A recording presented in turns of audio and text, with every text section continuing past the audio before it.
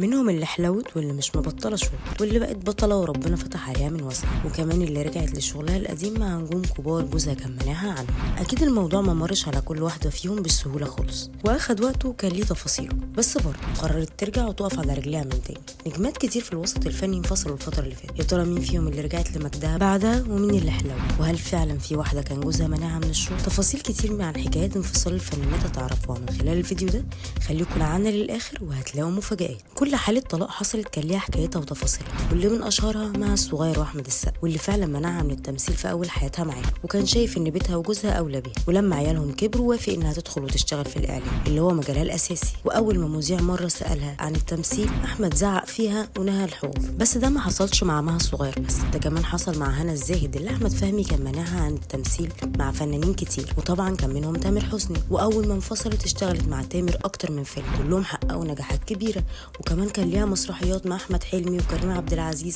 وكأن الجواز كان منعها عن حاجات كتير قوي. واول ما حصل الانفصال رجعت نورت من تاني وتألقت في شغلها، ورغم ان الخطوه دي ما كانتش سهله عليها خالص، وقعدت فتره طويله بتحاول تبقى كويسه من فكره الانفصال اللي كانت معقدها طول حياتها، بس قدرت تقف على رجلها تاني في الشغل وتثبت نفسها. ياسمين عبد العزيز بقى كان وضعها مختلف تماما من اول يوم، واول ما انفصلت كانت كل الناس عارفه حكايتها، وعارفه كمان قصه حبها مع احمد العوضي وقد ايه هي بتحبه. بس في لحظه كل حاجه اتغيرت، واقرب اتنين لبعض بقوا من اتنين من اكبر المنافسين، والموضوع وصل بينهم للتلقيح على بعض قدام الناس. والغيره من جواز العوضي خلت ياسمين لا على حامي ولا على بارد، اوقات كمان كانت تصرفاتها مش محسوبه ومش في مصلحتها، بس ده ما منعهاش انها ترجع تاني وتقف على رجلها وتقدم مسلسل يكسر الدنيا. وكمان رجعت لنشاطها بفيلم سينما بعد ما كانت بعدت عن السينما سنين طويله، واول ما وصلت للمرحله دي حست خلاص انها بقت قويه بشغلها تاني. بس كانت المفاجاه ان ياسمين بعد ما وقفت على رجلها ورجعت الجيم وظبطت حياتها، اول ما اتسالت هي حلوت ليه كان ردها مفاجاه للناس كلها، وهو انها عشان بقت سنجل حلوت كده. وهنا بقى كله وقف مخضوض انها قدرت تتخطى خلاص قصه الحب اللي كانت في حياتها واللي خرجت بسببها عيطت قدام الناس كلها على الهوا، وده طبعا بعد ما العوضي خرج وقال انه هيتجوز. انتوا بقى شايفين مين من النجمات دول حياتها بقت احسن بعد الانفصال؟